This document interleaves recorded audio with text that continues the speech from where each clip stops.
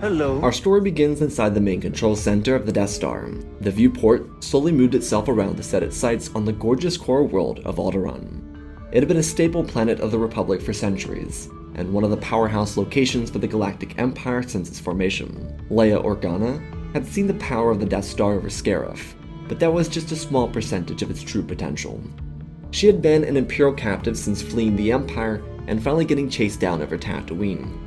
Her father sent her with urgent news, and now, with no sign of help coming for her, and the realization of where they had taken the Death Star, desperation filled her body.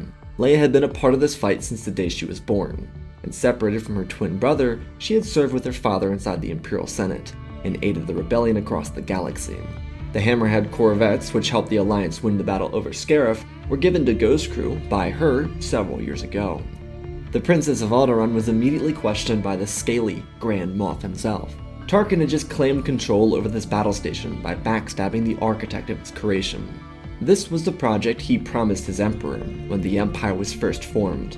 Now in its final form, he wished to eradicate the rebellion and permanently secure freedom and protection in the Empire.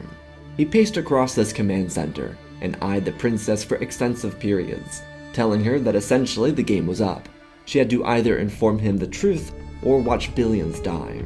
Alderaan was a target that not even the Emperor himself would dream of destroying. It was pivotal to maintaining some semblance of control, even with Bail and Breya being firm advocates of humanitarian aid. They had taken in 40 million refugees between the beginning of the Clone War and the first few years after the formation of the Empire.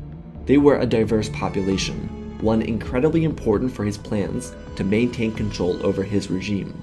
Tarkin, though, was after one target.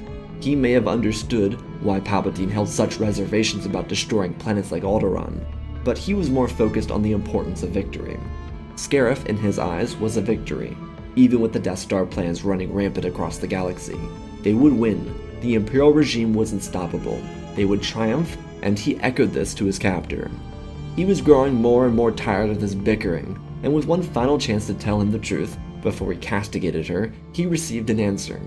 Vader had always been quite talented at breaking prisoners, but Leia proved especially resilient, which Tarkin had no issue breaking. His push to destroying Alderaan had Leia revealing an answer, Tatooine. It was a long-time former rebel base that they had abandoned. The system held an old Jedi temple and was very underpopulated. Leia didn't want any system to face the wrath of this superstation, but she couldn't let Alderaan be hit. She was their princess, daughter of their queen and former Imperial senator.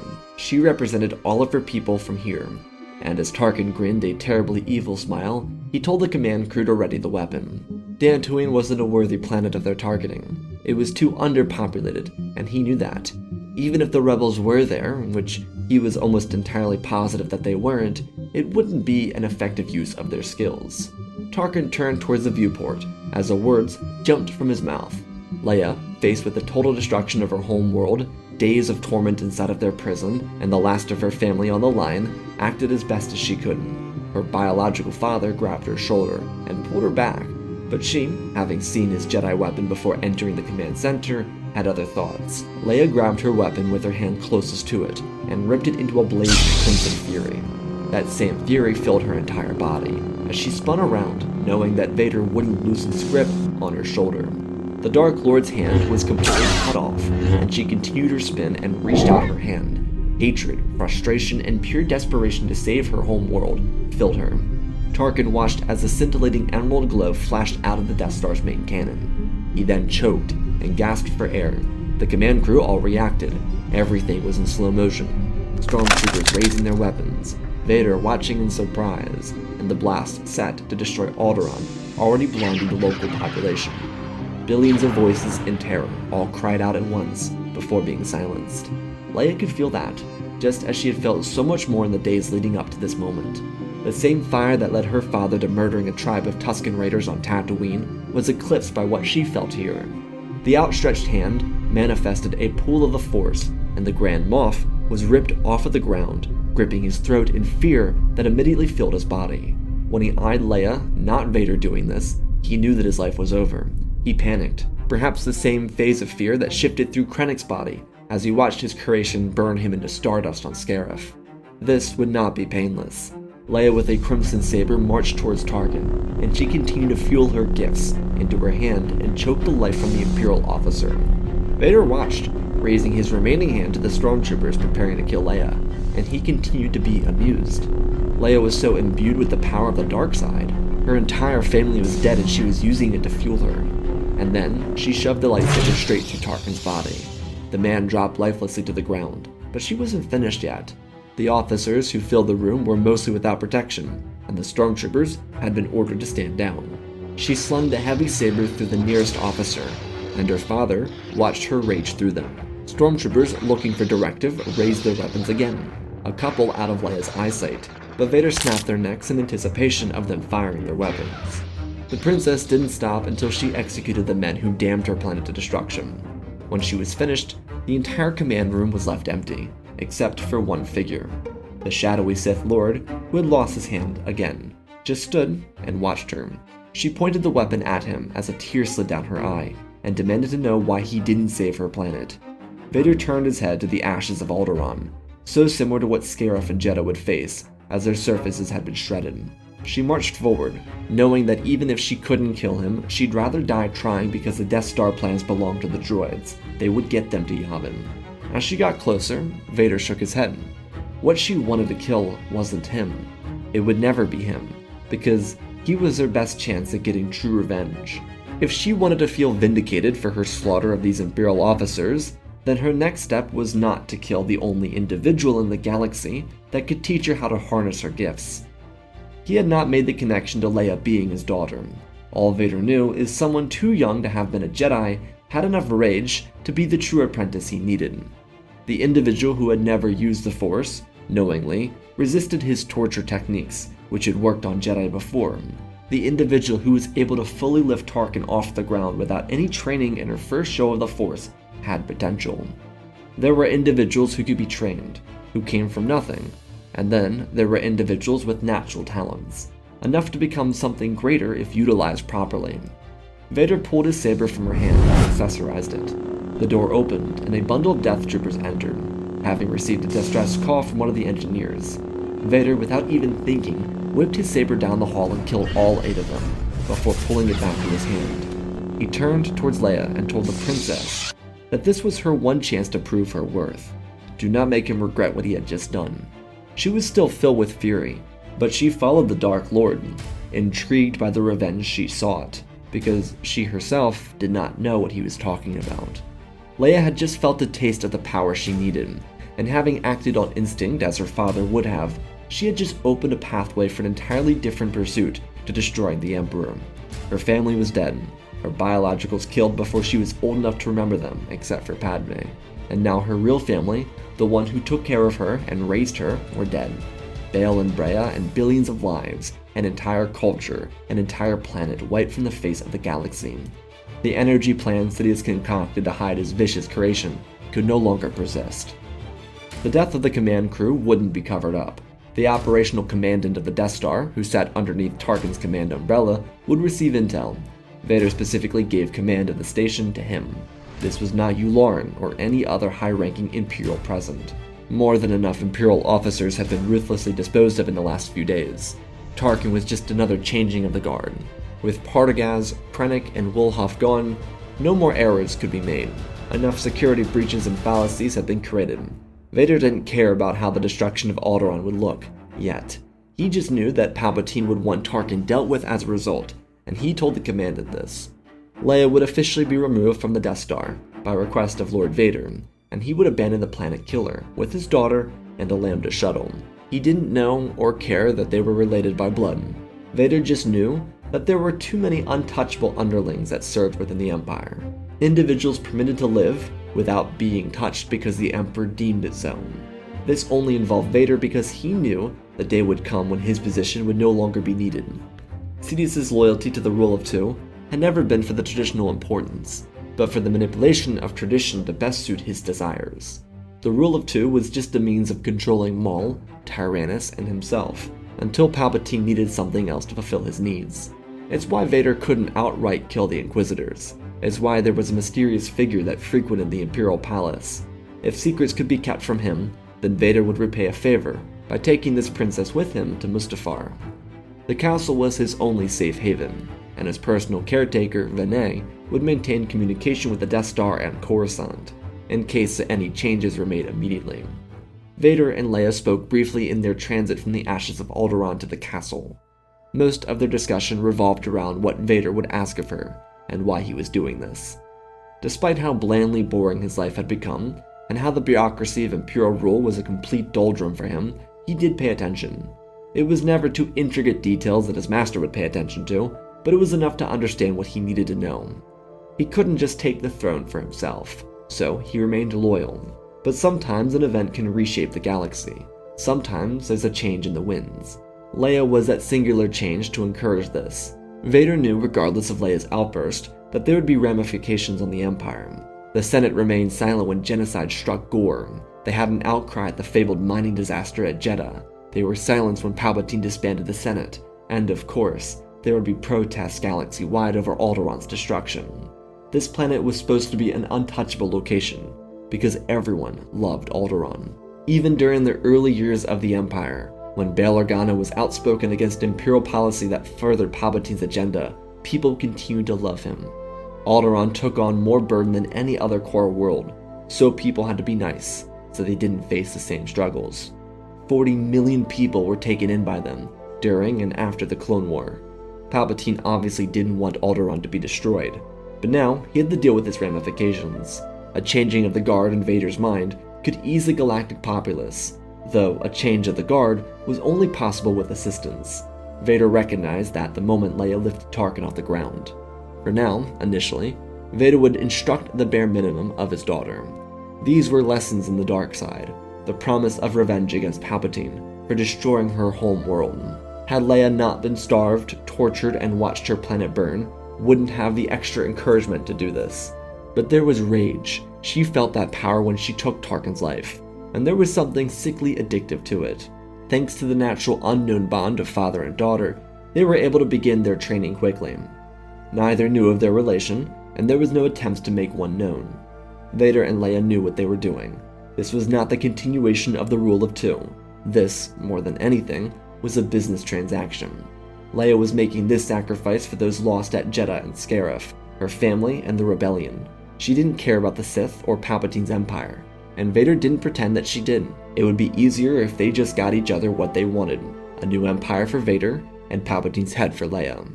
In the next few days, another bombshell would hit the galaxy, that being the Alliance destroying the Death Star over Yavin 4. Even without Tarkin's flawless execution of killing himself, the Death Star Commandant felt especially pressured to perform well, after Krennic and Tarkin's deaths. He forced the Death Star's hand, and they paid the price for it.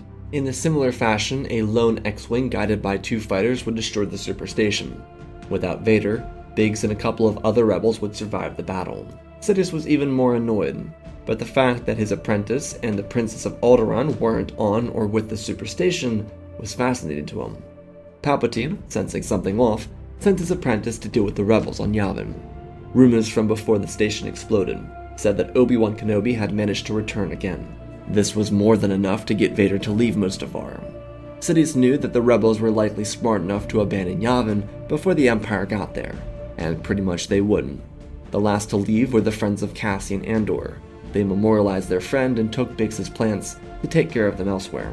However, while Vader was hunting down the rebels, Leia was following regimental training provided by her new instructor. She at this current moment was sleeping though.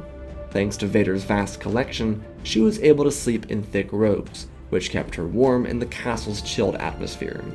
Leia would be awoken by blaring alarms. The arrival of a shuttle was the reasoning behind this interruption. She would rise to meet Vene, who was excited. She followed the caretaker down to the front entrance, and 4 royal guards escorted the Emperor himself. She was furious, but without a lightsaber, she was unable to do anything. She just watched this haunting shadow creep closer, before nodding to Vene, who knelt before him and kissed his hand. Leia reacted in disgust, and Sidious told everyone around to leave the two of them alone. Sidious stalked past Leia, calling her the princess, and giving her his deepest sympathies. Tarkin was an old fool, who believed he was more qualified to run the Death Star, but the truth is, Director Krennic wouldn't have ever been so reckless. He was foolish frequently, but rarely did he do something so belligerent. The recent security breaches within the ISB were a problem that had already been weeded out. The ISB purge was complete before the Death Star even found itself over the Yavin system. However, Sidious wished to speak with Leia concerning personal sentiments. Sidious told her assertively that he knew that his apprentice planned on betraying her. He spoke little of the Bainite rule of two, and instead focused on why he knew this. The royal guards that stood inside this castle did not report everything, just issues that might be of interest. The Princess of Alderaan leaving the Death Star and coming back with him to Mustafar was interesting enough for him to know, and want to see for himself. Sidious told her what she wanted, which was to see him dead, and he commended her for her appetite for destruction. Each of them had their own desires, and he promised her to be honest with her, as long as she was willing to concede her truth as well. Leia didn't speak, she just nodded, and he smiled. They were going to get along just fine. In similar strokes to Anakin's turn, he planted seeds of doubt in Leia's new master. He didn't know about the blood relation either, though there were striking similarities. He just didn't believe the Organas would be so reckless with their choices. It wouldn't make sense, especially after the Senate arrests following Order 66. Palpatine didn't look too far into it, not earlier and not now. He echoed Vader's own sentiments for a stronger dark side sect. He knew what she and his apprentice wanted, and he had no intention to surrender his power to either of them, so he told her of what she could gain from an alliance with him. Leia was skeptical to the words he spoke, but he was very adamant that they needn't be enemies. The truth is, because she killed Tarkin and Vader helped her escape, the person Leia blamed the most for Alderaan's destruction was technically dead. She just saw Palpatine as the head of the snake. He was here to remind her that the underlings did not represent their leadership. He pranced around her slowly and methodically. The spinning movement was nauseating. The chill of his presence was sickening, not to mention the words that followed. He reminded her of Saw Gerrera and his band of fanatics operating off of Jedha City. Surely she wouldn't consider those guerrilla warriors to be the same blood that was Mon Mothma. Leia wasn't stupid, and she understood what he was doing here, but Palpatine promised her that Vader had tried this ruse before, a someone to help him gain something, before remembering that there is only one true master. Sidious turned and sincerely told her that he didn't want Alderaan's lovely lineage of royalty to die because Vader betrayed her, when he realized that he wasn't satisfactory. Sidious revealed the weakness of the suit, and then presented her with a present. He told her to hide it from her master. He wouldn't look for it because Vader would never know he was here, unless she told him. From his sleeve, a silver and gold encrusted lightsaber was presented. Sidious had a matching set, and had given one of his prized weapons to Leia. He told her to train with it below the castle, grow in her power, and remember what he told her. The Imperial regime did not fully represent who he was. He turned and left before she could ask any questions. The Dark Lord of the Sith knew and understood that she would have questions, but he intended to play the long game because he could afford to. Even with Alderaan and the Death Star, he predicted that it would take years for the rebellion to garner enough resources to challenge them again. A space battle like the one at Scarif would take at least 5 years, maybe less, considering the failure at Alderaan. Point being though, Sidious had done this deed enough times to understand what he was doing. Leia would never see him as an ally, and he didn't care about that. He only cared that she saw Vader as pathetically as he valued him. If she could turn against her master, then she might join him. If not, then she might be swayed enough to kill Vader, so that his own heir to the Empire may rise. Vader would not defeat Obi-Wan on Yavin. By the time he and the Imperial fleet got through the wreckage field of the first Death Star, the rebels were long gone. It truthfully was so well packed up that it didn't even look like there'd been any rebels to begin with. As an added note, the Millennium Falcon was able to get to Yavin because of R2-D2 and the information he had. Without a confrontation within the Superstation, Obi-Wan was now hell-bent on instructing Luke, without losing Obi-Wan. Luke was in a way more compelled to follow along with his instructor. Kenobi would take him to Dagobah to begin his training with Yoda. The reluctant heroes of Han and Chewie would remain with the Alliance for the time being, mostly because of the extra protection it had due to the bounty Jabba put on Solo following their escape from Tatooine. In other words, he wouldn't be hunted there.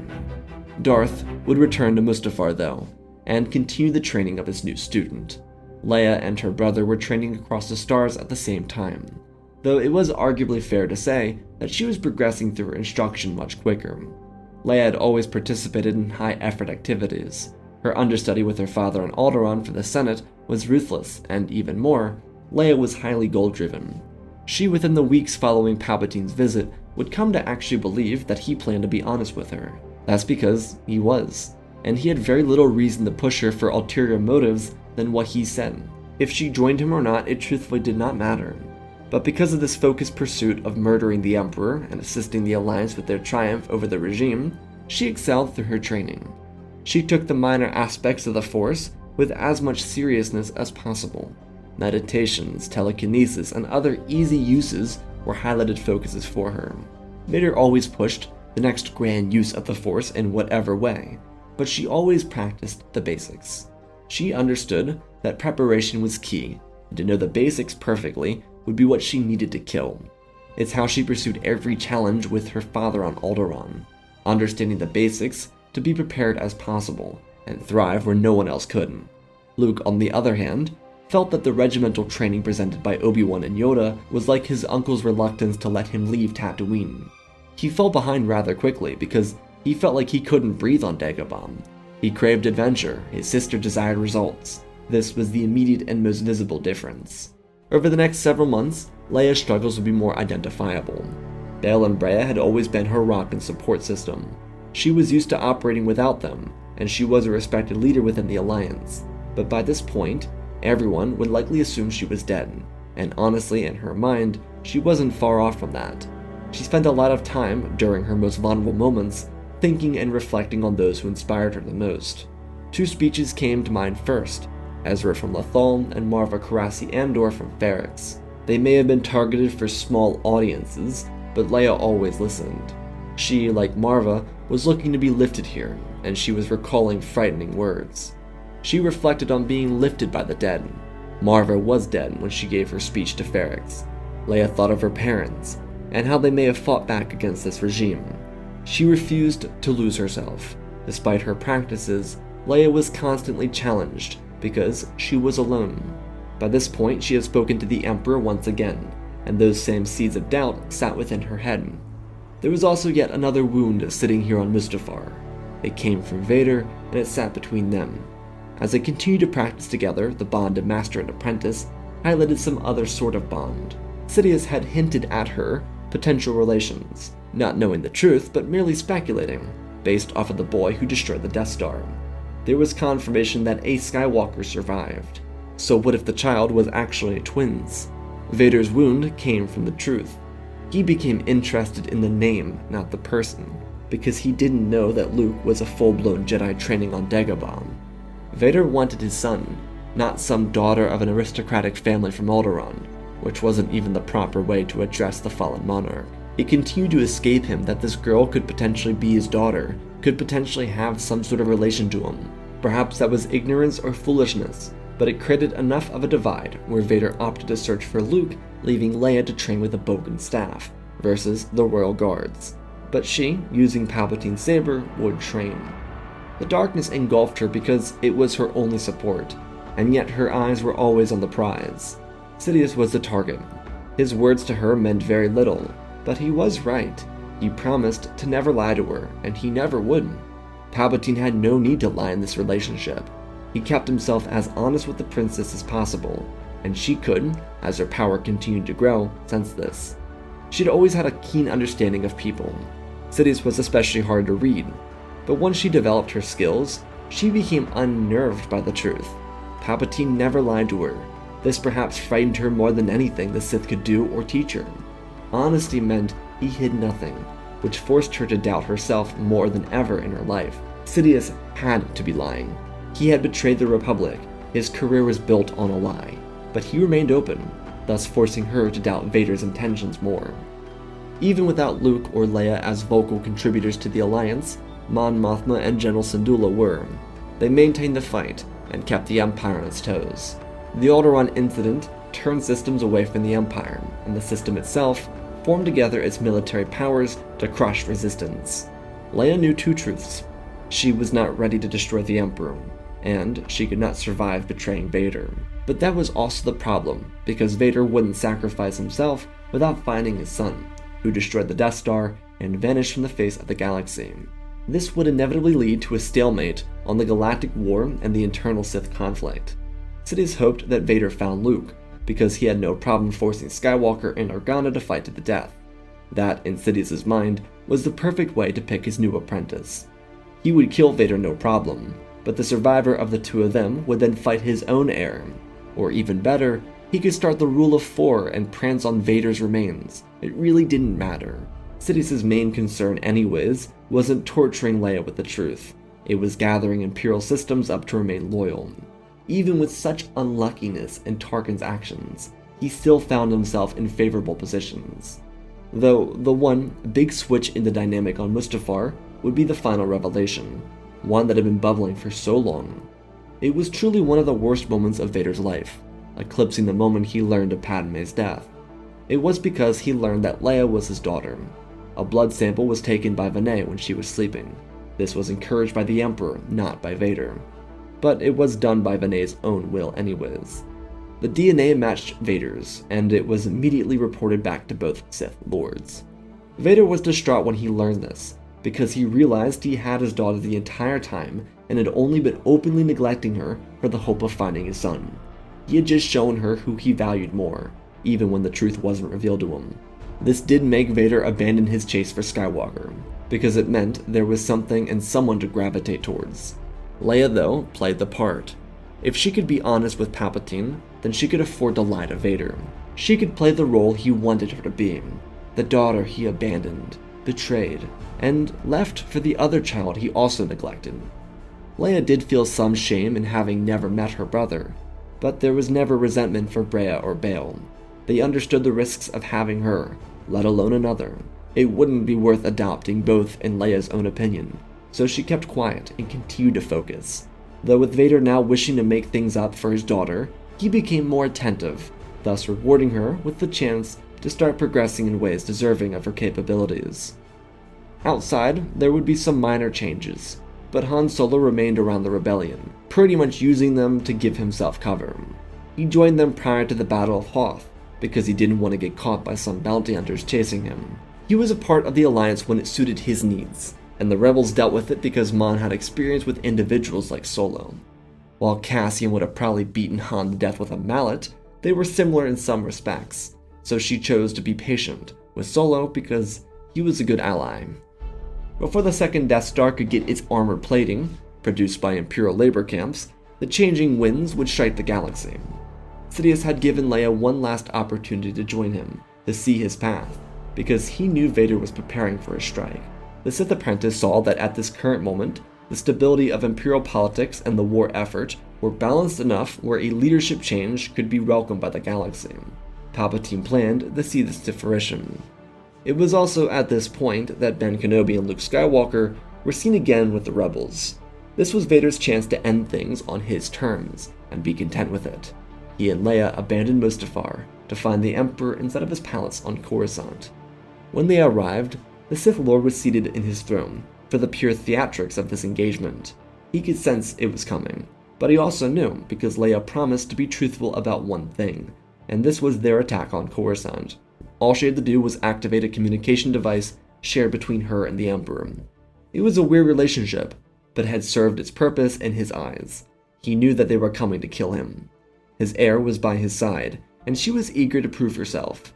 Vader and Leia ignited their crimson sabers upon entering, and Sidious already planned to let whatever happen, happen.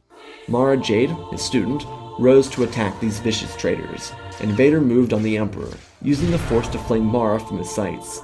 She slammed into a pillar and crashed down. Vader continued moving at the Emperor as he raised his hands. Leia then moved in front of her father. Sidious fired electricity and Leia protected him by pushing back against it with the saber Palpatine gave her. On her belt, which Vader hadn't noticed, was the weapon he had created her for this duel. She never used that saber unless training with her father specifically. It was Leia's way of resisting. Her father was too preoccupied by this moment to notice, but Sidious did. What this meant for him and his heir, he didn't quite know yet. Sidious ignited his matching version of the weapon, and rose to counter Vader, who slammed down, crushing through his chair and missing Palpatine. Their blades connected and Leia joined in before leaving, parrying and spinning away to deal with Mara. Sidious didn't plan on losing any apprentices except for Vader today, but he was curious to see Leia's direction. She and Mara quickly got into an exchange, though being slightly older than her opponent gave her the chance to take advantage of her lack of knowledge. Mara was trained for life, but there were things Sidious trained Leia that he didn't train Vader or Mara. There were always inconsistencies. He was truthfully banking on Leia to join him. Her using his saber was his hope for that being a reality. Organa bashed down and slashed up across Mara's neck, and she fell to the ground heavily, still alive. Leia, without even hesitating, shoved the weapon down into her back and turned. A yellow glimmer showed itself in her eyes for the first time, and Sidious, having spun away from Vader, could see this. He raised his hands again, and Leia, instead of letting her father die, moved across the room in lightning speed to stop Sidious's force electricity. Blinding light covered the entire chamber as she told her father to finish this, claim the throne, and seize the Empire for himself. Vader moved around his daughter and swung in. Palpatine raised his saber at the last second and removed his electricity, using his hand to hold himself up against Vader's overpowering strike. Their weapon sizzled in the air. Mara Jade wouldn't save him. His best bet was proven wrong. Leia would also not save him. Vader swung down harder and harder before jabbing straight down, and right as he leveled the weapon, he felt a sharp pain rise from his stomach, go out of his body, and slide straight through Palpatine's. They'd been turned into kebabs. Leia ripped the saber out and watched Vader and Palpatine fall to the ground. A stun hit both of them. A foolishness. The failure of the Sith was the infection they both lived within their final moments. She let them both see her face, before with the spin of her saber both of their heads were removed. Leia's dark tunics rolled over the floor as she turned and stepped away from the throne room. A rise in satisfaction was met with the dissatisfying taste that filled her mouth. She had done what she set out to do, but it felt so minuscule, like nothing had been truly completed. As she stood there in stunned silence, royal guards entered the chambers, having been instructed by their masters to wait and kill Vader if he claimed victory. There was, in fact, no plan for the scenario in which Leia won, having killed both of them, and they just turned to each other with their weapons raised. Leia wasn't very amused, and she told them to stand down immediately. She would be their new empress, and they would bow before her. Some refused, and they would die. Those who didn't would accompany her to the transmission room, where she would officially declare herself empress. Somewhere across the galaxy, when the message came out, Ben's heart would shatter into a million little pieces. He swore to Bail that he would protect her if they ever needed, and he spent the last 4 years looking after just Luke again, assuming she had perished on Alderaan or the Death Star. He would blame himself too much for this, and it would cause Luke to worry for his old master. Leia's rise to the role of Empress wasn't merely a power grab. It was a 23-year-long master plan, finalized in the late months prior to their assault. She realized that something else needed to be done. While she did honestly quite enjoy the game of cat and mouse played between her and Palpatine, she needed resolution. He could convince her all he wanted, that the Imperial superstructure wasn't a pure reflection of its leader, but she had learned the history as it unfolded before her very eyes. She and Bail watched the Republic of old get stripped down and torn apart by the Emperor's regime. Now, as Empress, she intended to repeat history with more blood and more violence. Instead of simply delegating power to governors in an effort to reduce power from a non-existent Senate, she gave people schizophrenia. Not like literally, but she made the Moffs paranoid, and she did that immediately by taking the core and maximizing its defenses. Not from the rebels, but from the other Imperial warlords.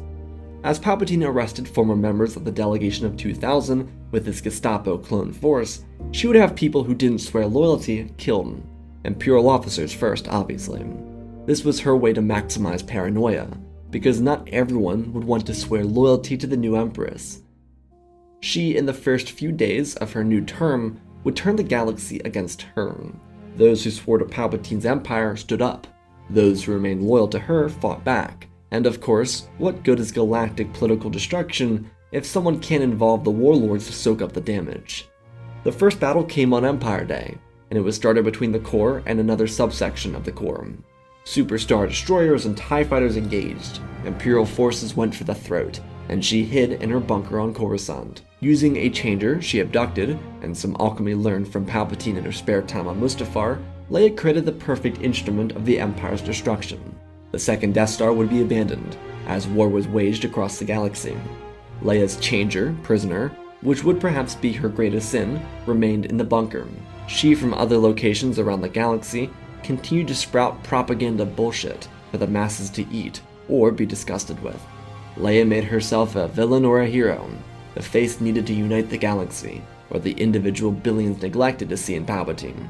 Regardless of their rationale for their decisions, she turned the Empire against itself, because many core officers sympathized with her, and she was the perfect, elitist individual to run the new Empire into the ground. The Alliance, as a result of this, would pull away from the conflict.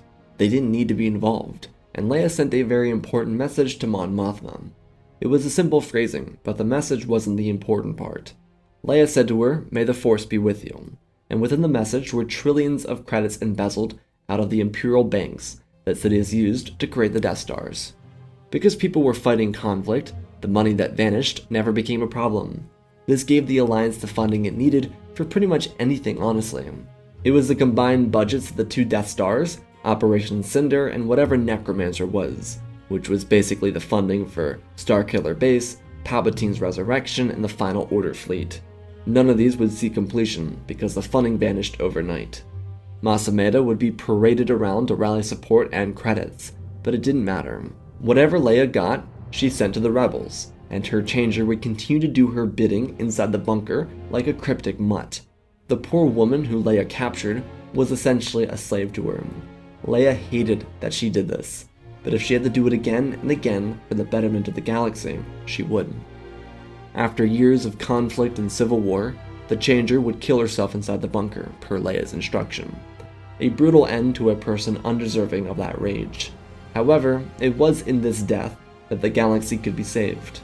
Leia would inversely finally find herself with some rebels on Dakar, where she would meet Obi-Wan. Luke had been out searching for his sister for years, to either kill her or coerce her back to the light, with the help of Han Solo and Chewie, to no avail. Leia wasn't some evil demagogue, but she was really messed up in the head. She tormented herself to give the galaxy a fighting chance, and she did it. She killed the Emperor and Vader, the Sith were gone. She destroyed the Empire from the inside out. No remnant could or would sustain itself. The Alliance were portrayed as heroes of the galaxy, because they had embezzled Imperial funds unknowingly to provide humanitarian work and defense systems, and they purchased huge battleships to fight their war and defend those systems. It was because of this that when the New Republic rose, they didn't have severe debt. They were able to transfer their credits from Leia into the new economy and maintain it. A nice way to say they didn't go into an immediate recession. Leia and Ben would go on a long retreat, where he would teach her to let go of her anger, because at the end of the day, despite her using it for good, she never felt satisfied. It was very similar to her frustration she felt after finally freeing herself from Vader and Palpatine. It would take years for Leia to be a shadow of herself again, but she would only be with Ben for a couple of weeks in this training regiment. After, she would meet Luke and Han and Chewie. Because she was Luke's sister, she was embraced immediately. Having some semblance of family to return to was hard for Leia. She had forced herself to become an agent of darkness. She killed innocents to earn Vader's trust. She killed herself to save the galaxy, and finally, at the end of all of it, she could go back and pretend things could be normal again. Being haunted by her trauma made getting back to herself really challenging. But Ben, with those closest to him in the rebellion, would be there for Leia, and in the end, she would have herself a happy life. It wouldn't be one of regal popularity or political drama, but one of serenity and peace. Her first son would be named after the man she called her grandfather, Ben Kenobi, a tired old man in need of a nap. Obi-Wan, though, would watch over the Skywalker twins for another 20 years, living longer than Dooku ever did, and watching his greatest failure as an instructor become the greatest triumph he'd ever seen. And that, my friends, is a really twisted story. Again, special thanks to the patrons for supporting the channel. Smash that like button. Let's talk about this story. This one I really wanted to be confusing. This one is 110% meant to swing you back and forth. A lot of the inspiration for the dynamic between Palpatine and Leia actually comes from the dynamic of Coriolanus Snow and Katniss, so if you caught that, great catch, because that was the inspiration. I really love that dynamic. I really love the idea of Sidious not lying, because he lies so much, and it seems so kind of cliche at this point to use Palpatine as a lying machine. I really wanted him to use the truth to his advantage, and I feel like in this particular scenario, he would have no reason to lie to Leia. I think in that, he would see that telling her the truth is the best way to maintain himself. I truly don't believe in this scenario Palpatine believes he's gonna die. I think he knows he's gonna overpower Vader with Force Lightning, and that he thinks that Leia will betray Vader at some point, which is what he believes is gonna happen after she kills Mara Jade. Mara Jade's death is what Palpatine thinks is when Leia's gonna betray Vader, and she doesn't. In the weirdest way possible, Palpatine is technically right. She does betray Vader, but she also betrays him in the same go. So, kind of a lose-lose situation. As for the end of it, I really kind of wanted to put Leia into the situation where she made herself out to be this villain, where she's like, ah man, look how bad the Empire is, I'm destroying it from the inside out, oh my gosh, we shouldn't have an Empire anymore, while also embezzling funds to the Alliance. I think using the Emperor's position was a really cool way to almost throw you for a loop again. The story is really meant to throw you for constant loops, and her becoming Empress is kind of like, oh shoot, this is going to go in a dark side story. And that lack of satisfaction she feels is meant to kind of pull you towards a resolution where she becomes the dark side Empress. You know, Empress Organa. You know, where she actually becomes like the next Sith Lord. But I really don't think Leia would go that way. Even through all of this, through all the trauma, I think she would find something to hold on to. Because she does that in canon. That's how she is. She's always the rock. And I think she would struggle immensely in this, but I think she'd also be able to finally come back around. And also, it's a happy ending. Obi-Wan actually lives for like 20 years and doesn't live on a desert for no reason. So, I hope you all enjoyed. I love you all, spread the love, and always remember, my friends, may the Force be with you.